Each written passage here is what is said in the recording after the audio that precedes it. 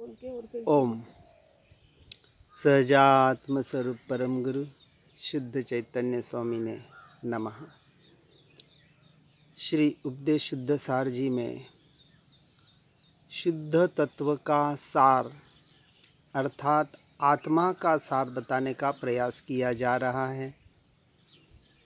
यहाँ कह रहे हैं, जिनके हृदय कमल में ज्ञान कला प्रकट हुई है।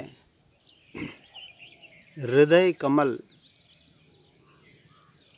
कमल उसे ही कहा जाता है जो कीचड़ में रहकर भी उससे अलिप्त रहता है।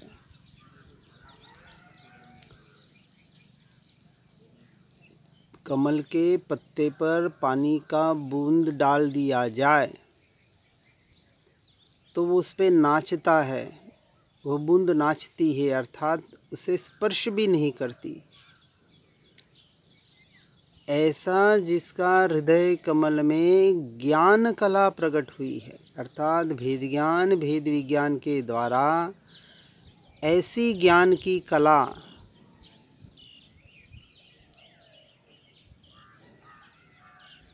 के परद्रव्य प्रभावों से दृष्टि हटकर जिनकी दृष्टि स्वरूप और स्वभाव की तरफ ही आ रही है, ऐसे सम्यक दृष्टि जीव या सम्यक्त्व सन्मुख आत्माएं, उनकी दृष्टि बाह्य से सिमटकर अंतरंग को ही प्रकाशित करती है। जगत को वह बाहर और बाहर दिखते हैं, लेकिन वास्तविक उनकी दृष्टि तो अंतरंग को ही प्रकाशित कर रही है। अब इस बात को बराबर समझना है कि ऐसे जीव जिनकी दृष्टि बाहर से हटकर अंतरंग को प्रकाशित कर रही है, वे जगत से भिन्न, न्यारा, स्वतंत्र ऐसे अपने स्वरूप के, स्वभाव के अर्थात आत्मा के दर्शन करते हैं। अन्यथा आत्मा के दर्शन होना करना नामुमकिन सी बात है। यदि नामुमकिन को मुमकिन बनाना है तो एकमात्र उपाय परद्रव्य प्रभावों से दृष्टि हटाकर स्वद्रव्य स्वभाव पर दृष्टि स्थिर करने का पुरुषार्थ, यही साधक की सच्ची साधना है और कोई साधना नहीं है। परंतु अनादि से जीव धर्म के नाम पर भी बाहर और बाहर की क्रियाकलापों में ही उलझा हुआ है, वहाँ से हट नहीं पा रहा है। यह सबसे बड़ी जीव की कमजोरी है और यह कमजोरी पूर्णतः निकालनी पड़ेगी। इसलिए जो अपने आत्मा के समस्त गुणों को परखते हैं, वे ही परमार्थी अपने परम अर्थ के अर्थात आत्मा के अर्थात यूँ कहें मोक्ष के साधक है। सच्चा साधक बनना है तो यह कार्य तो करना पड़ेगा, अन्यथा कोई उपाय नहीं है।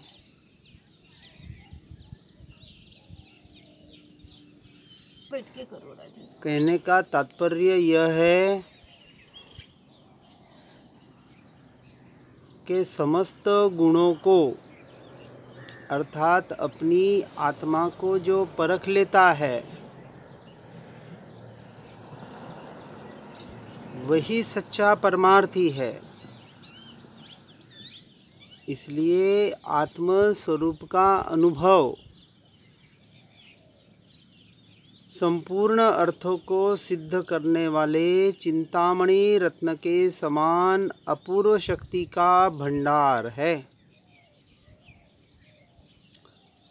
जिसने अपनी आत्म स्वरूप का अनुभव कर लिया है,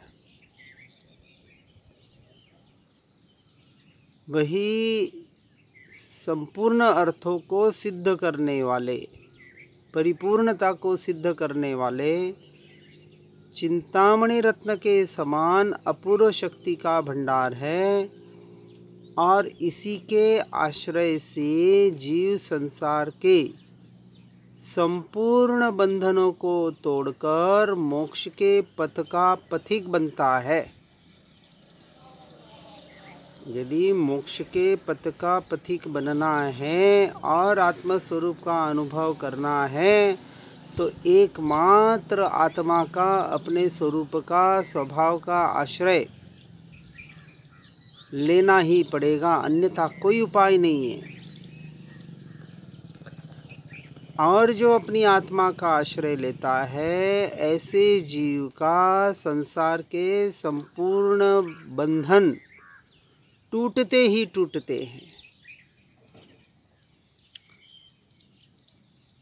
बेटा, पति पत्नी, पुत्र, माता पिता, समाज, संसार, इनमें जो अटके हुए हैं वह भटके हुए हैं।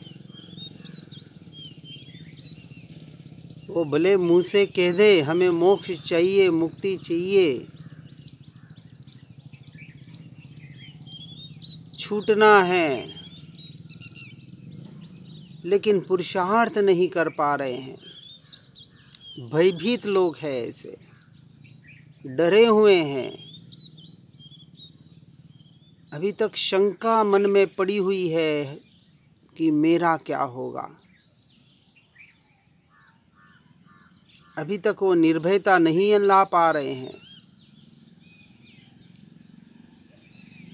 और जो संपूर्ण बंधनों को तोड़कर सच्चे मोक्ष के पथिक बनते हैं, उनके चतुर्गति रूप संसार के परिभ्रमण अर्थात दुखों से छुटकारा प्राप्त करने के अधिकारी बनते हैं। मोक्ष की प्राप्ति कहें या परिभ्रमण से छूटने की बात कहें या अनंत दुखों से निवृत्ति कहें, सबका अर्थ तो एक ही है, कोई अलग नहीं है। और ऐसे जीवों का नियम से नवीन कर्मों का निरोध होता है, जिसे हम संवर कहते हैं। यह संवर की ही तो प्रोसेस है। और ऐसे संवर के द्वारा अर्थात आत्मा के लक्ष्य से जो अपनी आत्मा में, अपने स्वरूप और स्वभाव में निरंतर रमणता का प्रयास और पुरुषार्थ करते हैं, ऐसे जीव आगे बढ़कर पांचवें छठे गुणस्थानक में अपने आत्म स्वभाव में लीन होते ही अनंत गुणी पूर्वकृत कर्मों का क्षय अर्थात निर्जरा होती है। और ऐसे संवर पूर्वक निर्जरा ही मुक्ति का उपाय है। और यह मुक्ति का उपाय एकमात्र आत्मानुभवी जीव को ही सहज प्राप्त होते हैं, अन्यथा नहीं। इसलिए इस बात को बराबर समझना है और सच्चा प्रयास, सच्चा पुरुषार्थ करके अपने इस मनुष्य भव को सफल बनाना है, जो आज दिन तक नहीं हो पाया। हर जीव सुनकर, समझकर मोक्ष मार्ग में निरंतर आगे बढ़ने का प्रयास और पुरुषार्थ करें और अपने मनुष्य भव को सफल बनाएं। पर में न उलझकर स्व की साधना करने का प्रयास करें। इसी भावना के साथ ओम नमः सिद्धम। जिन वाणी के ज्ञान से हो सम्यक श्रद्धान, हो चारित्र महान और पाऊं पद निर्वाण।